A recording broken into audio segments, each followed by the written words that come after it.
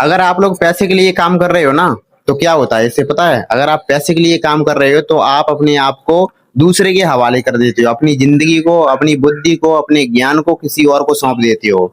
जो आपकी बुद्धि का, आपके ज्ञान का, आपके समय का कोई दूसरा उपयोग कर रहा है, कोई दूसरा आपकी जिंदगी को हैंडल कर रहा है, वो अपने अपने अनुसार आपको चला रहा है। तो ये क्या हो गया? एक तरह से गुलामी करना हो गया। ठीक है, जिसे आप लोग समझते नहीं हो। जैसे कि आप एग्जांपल ले लो, किसी की यहाँ पर काम कर रहे हो तो उसने क्या किया, आपको पैसे दिए और आप पैसे से आपका जो समय है वो खरीद लिया, और जैसा वो बोलेगा उसके अनुसार आपको काम करना पड़ेगा।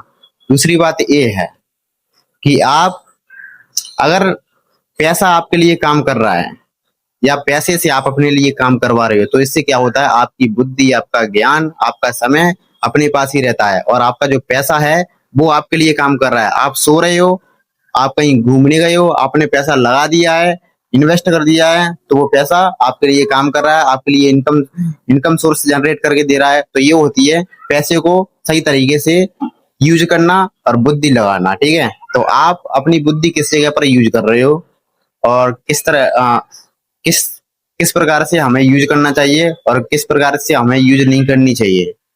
तो आपने इस वीडियो में ये सारी चीजें जानी होगी कि हमारी जो बुद्धि होती है ना, वो कितनी महत्वपूर्ण होती है।